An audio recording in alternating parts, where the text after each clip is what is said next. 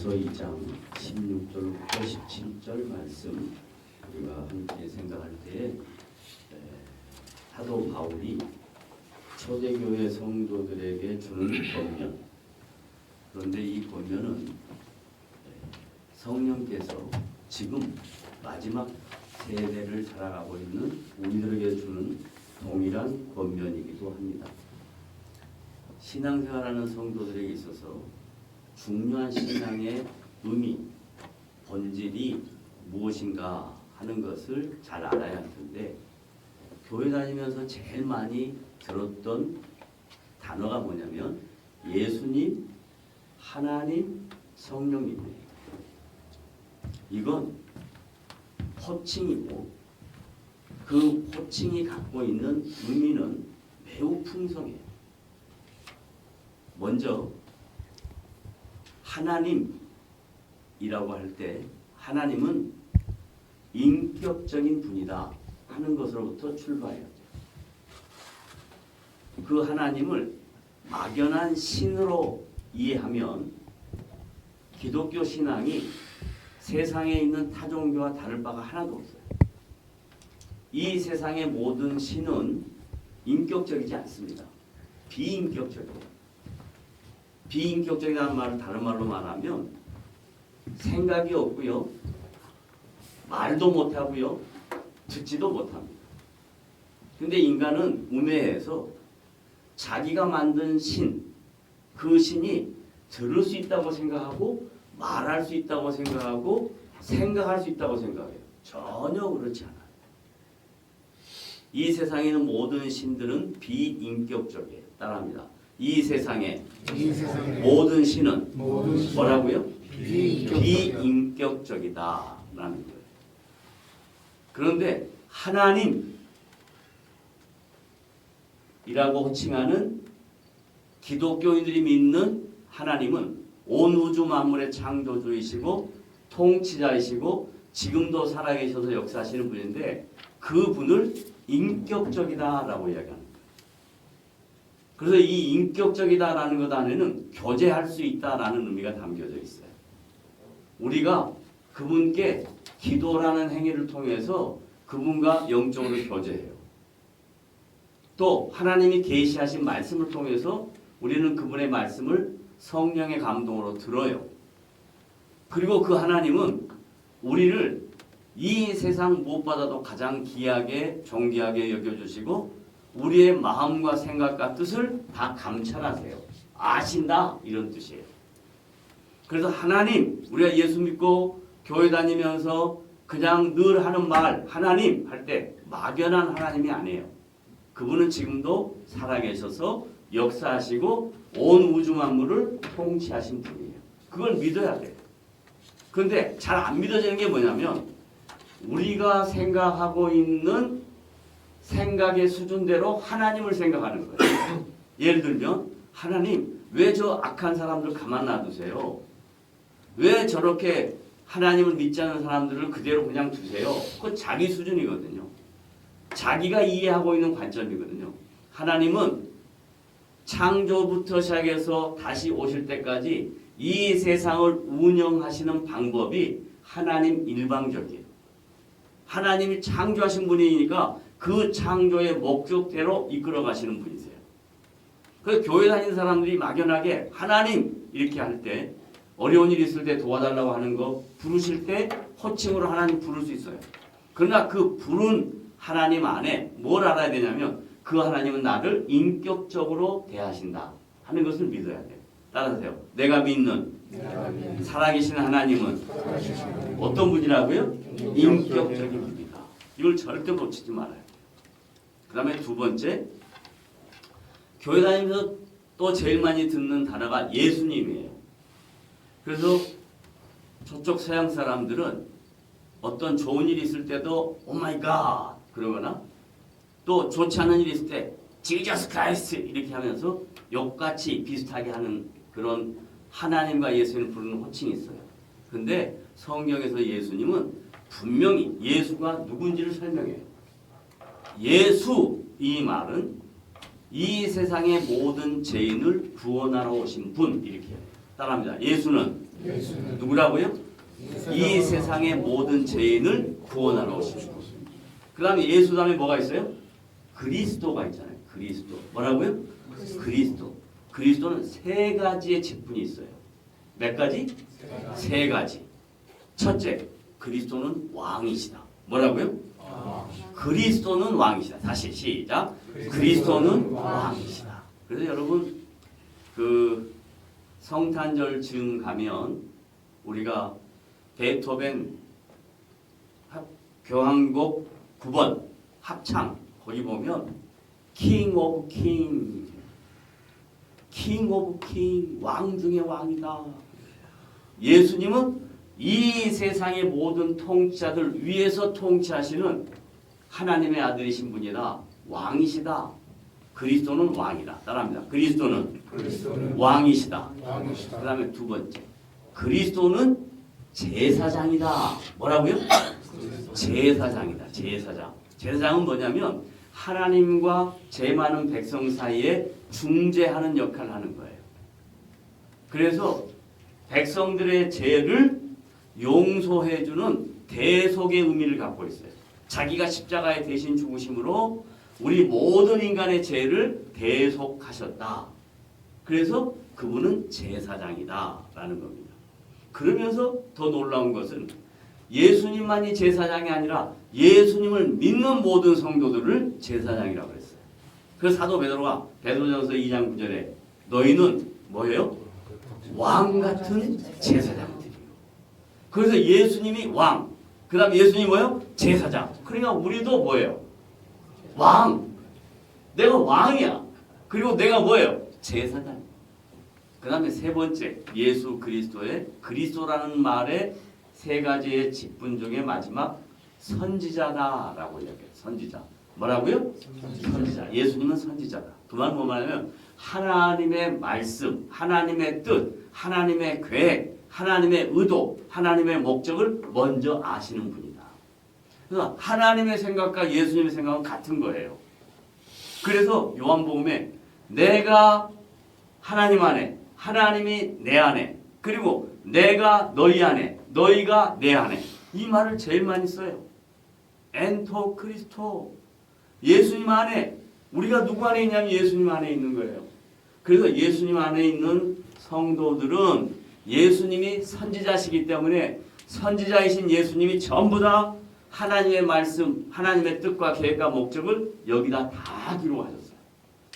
그래서 지금은 이미 성경의 계시가 끝나고 난 다음에 선지자는 없어요. 예수님만이 선지자예요. 이 세상에 하나님의 뜻을 미리 안다고 선지자 역할을 하는 사람 전부 다 가짜예요. 선지자는 예수님 한 분밖에 안 계세요. 따라합니다. 선지자는 누구라고요? 예수님 그분이시다.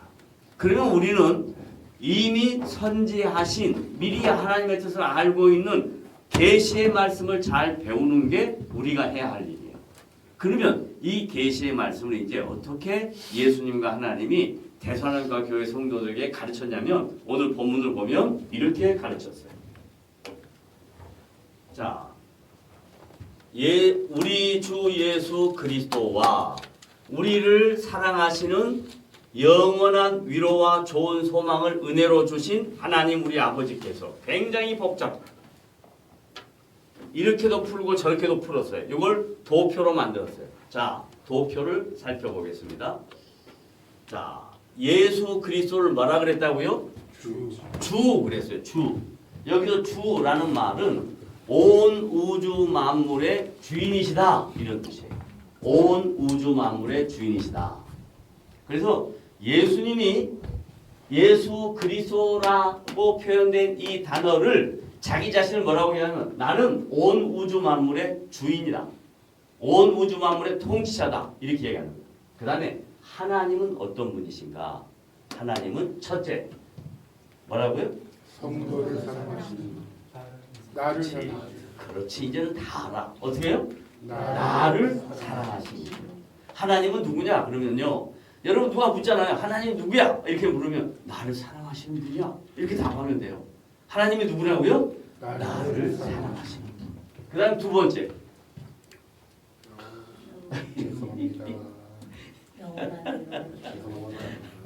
영원한 위로를 영원한 근데 영원한이에요. 다 같이 시작. 영원한 위로를 주시는 분.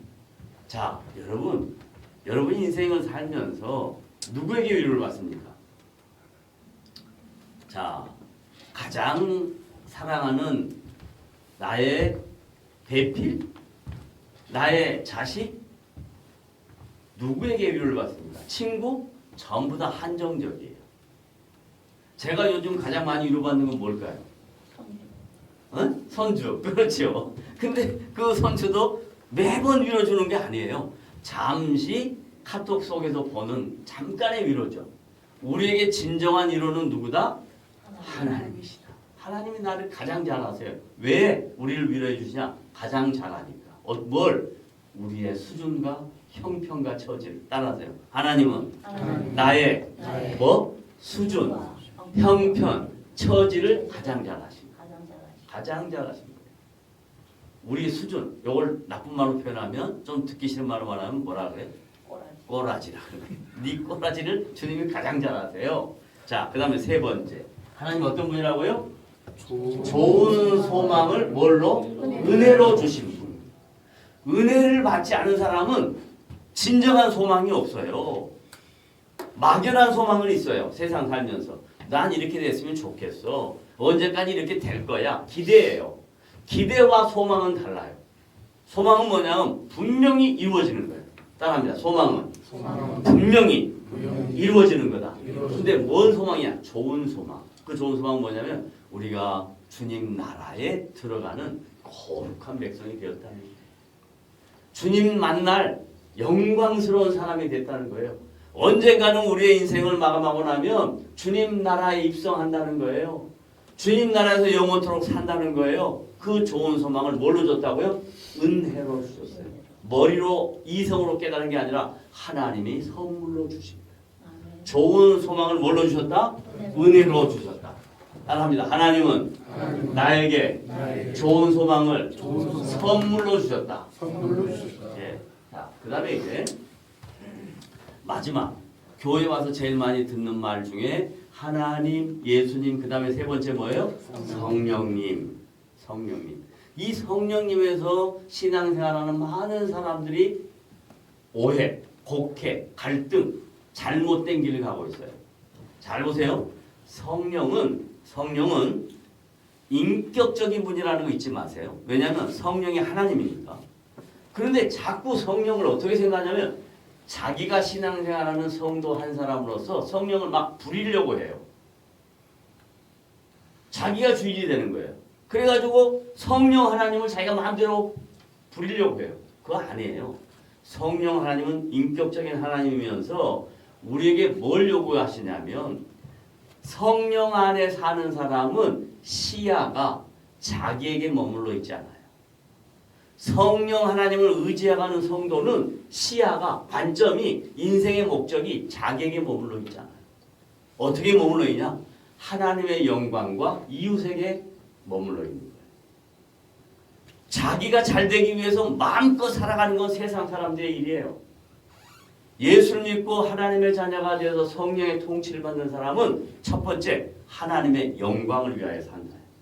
지금 내가 사는 이 일은 내 인생은 하나님의 영광을 위하여 산다. 따라합니다. 나의 삶은 하나님의 영광을 위한 것이다.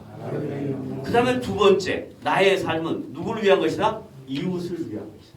그럼 이웃이라는 건 뭐냐면 나 외에 주변의 모든 사람이 이웃인 거예요.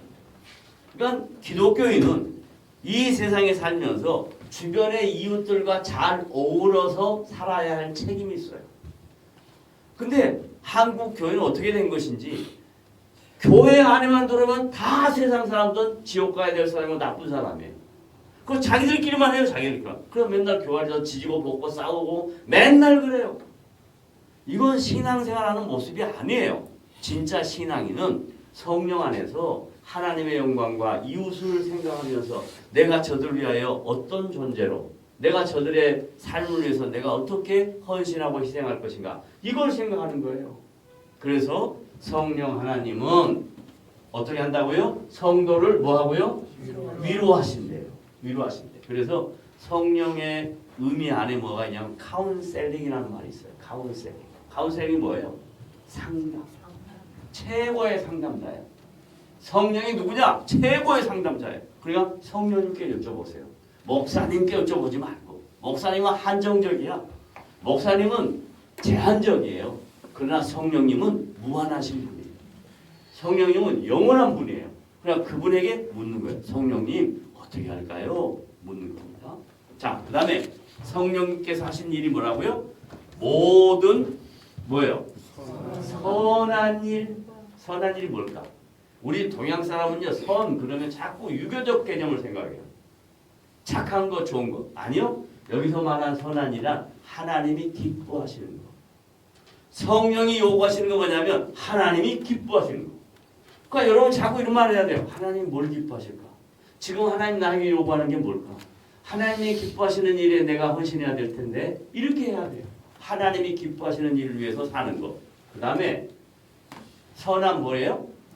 하나님이 기뻐하시는 말이에요. 하나님이 기뻐하시는 말. 그럼 하나님 기뻐하시는 말은 뭘까요? 우리는 말하면 항상 뭐 하길 좋아해요? 남을 디스하기 좋죠? 에? 꼭 그렇게 해야 되잖아요. 그래야 속이 시원하잖아요. 근데 하나님이 기뻐하시는 말은 뭐냐면 남을 세우는 말. 남을 격려하는 말. 남에게 유익이 되는 말. 그래서 우리 모두 다 될 수 있으면 남에게 유익이 되는 말하고 격려가 되는 말하고 세우는 말이 되는 성도가 되기를 원합니다. 예. 그게 지금 사도 바울이 데살로니가 교회 성도들에게 권면한 거예요. 왜 그렇게 했냐? 교회 안에 성도들이 모였는데 하나님 몰라. 주변에 있는 다른 그리스 신, 헬라 신, 그와 똑같은 것으로 생각하는 거예요. 아니다. 하나님 그런 분 아니다. 그 다음에 두 번째, 예수 그리스도 잘 몰라. 예수님이 누구냐? 잘 몰라. 세 번째, 성령에 대해서 잘 몰라. 그러니까 교회를 다니면서도 많은 성도들이 하나님이 누구세요? 물으면 잘 몰라요. 예수님 누구세요? 잘 몰라요. 성령님이 무슨 일 하셨어요? 잘 몰라요. 아는 것 딱 하나. 아, 그분은요 삼위일체의 하나님이에요. 요건 또 들어가지고 또 고말을 하네. 그럼 삼위일체 하나님 뭐냐? 그러면 몰라요 뭔지. 그런데 삼위일체래요. 삼위일체가 뭐냐면 세 가지 인격이 있는데 이 세 가지 인격이 한 목적을 위하여 하나님의 일을 감당하신다. 가장 쉬운 말이에요.